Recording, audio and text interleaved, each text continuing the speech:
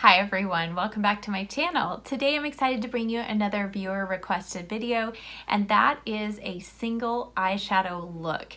And not only did this subscriber want to see a demo, but she wanted to learn more about the technique of how to do these types of looks.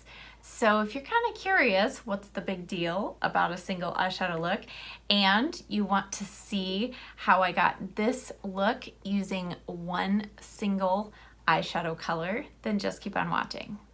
So the two main components to making a look like this successful, and by success, I think the success rating is based on the fact that when you look at somebody's eyeshadow, it looks like more than one color when you've only used one. So how do we get there? Well, the first and most important thing is the brushes. So if you only applied your entire eyeshadow look with a flat brush like this, it's going to look the same pretty much. So we're going to be changing up our brushes. There's a couple of brushes I'll show you throughout the demo.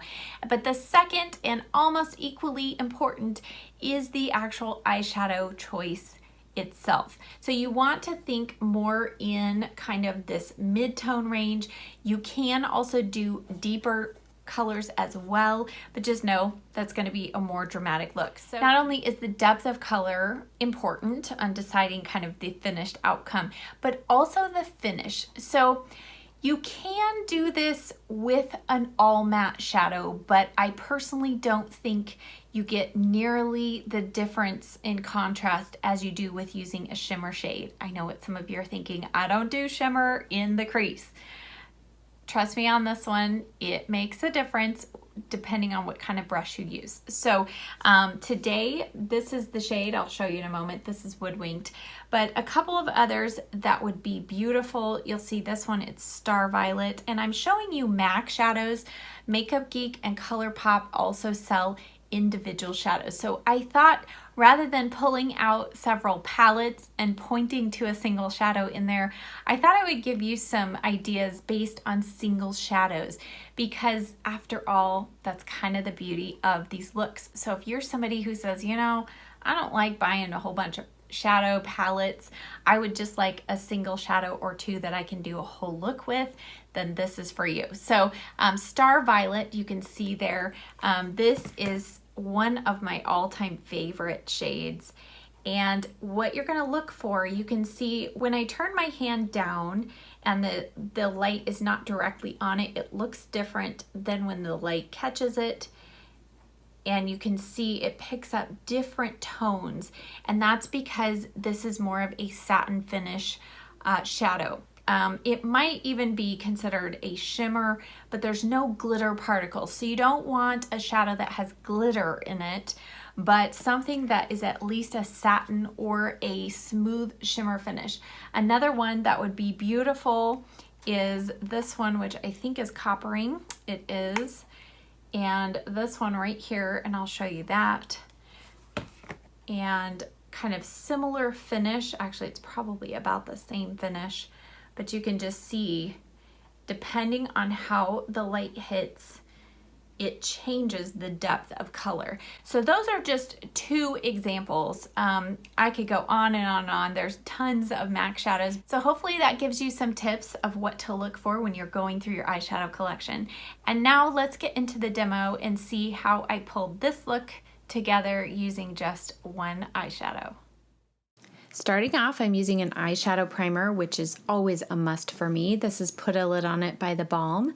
Next, I'm going to set that with the Kat Von D translucent setting powder, and this I find is a very necessary step for one shadow look. It helps greatly with the blending, and so I'm using the Real Techniques setting brush to put a light layer of this all the way over the lid and all the way up to the brow bone. And you want a powder that really doesn't have much coverage, but it's just going to help set that primer after it's dry.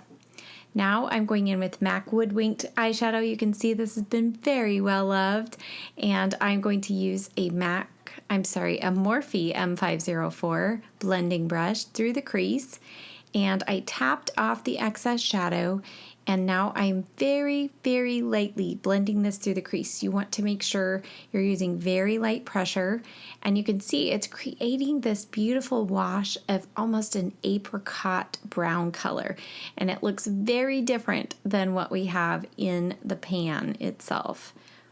So I layered that about 2 times, and it's given us a really nice wash of color through the crease.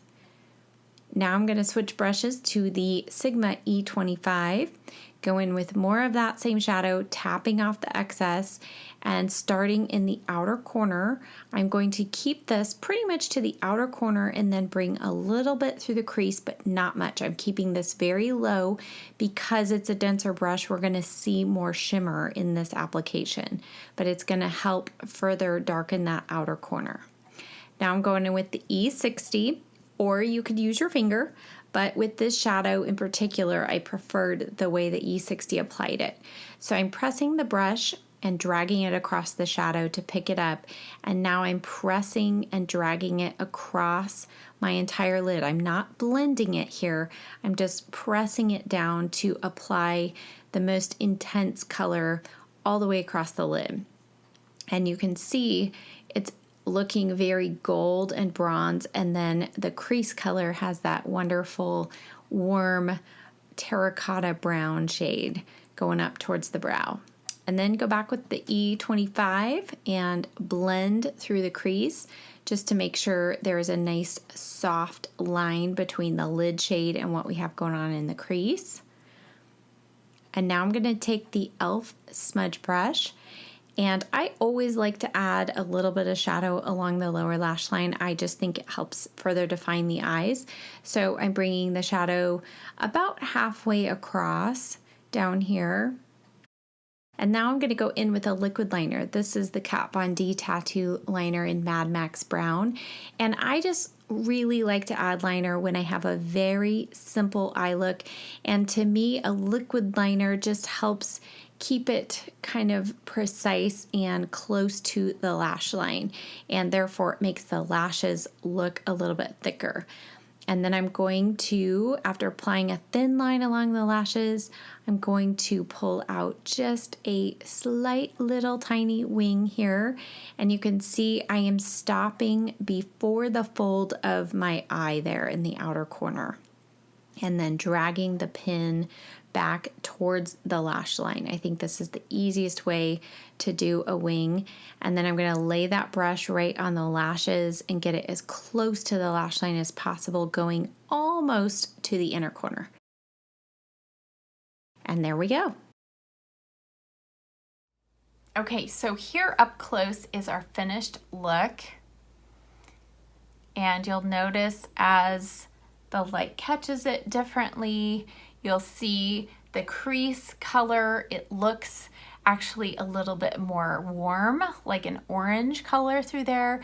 And then because we patted, kind of swiped on that color on the lid rather than blending it, it made it much more gold.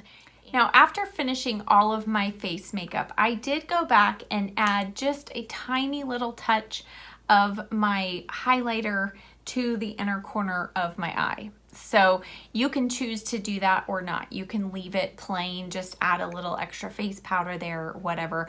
But I did do that today just to kind of tie the look together. So I hope that this video was helpful for you, that it gave you some new ideas and new techniques to try. I am so glad for this request because it reminded me of what an amazingly fast makeup look these one shadow eye looks can be. And I think every one of us needs looks like this in our little tool bag or our makeup bag for those days when we are just running behind and we need a quick look. So I hope that you enjoyed this video. If you did, please give it a thumbs up, subscribe to my channel, and I'll see you next time. Bye.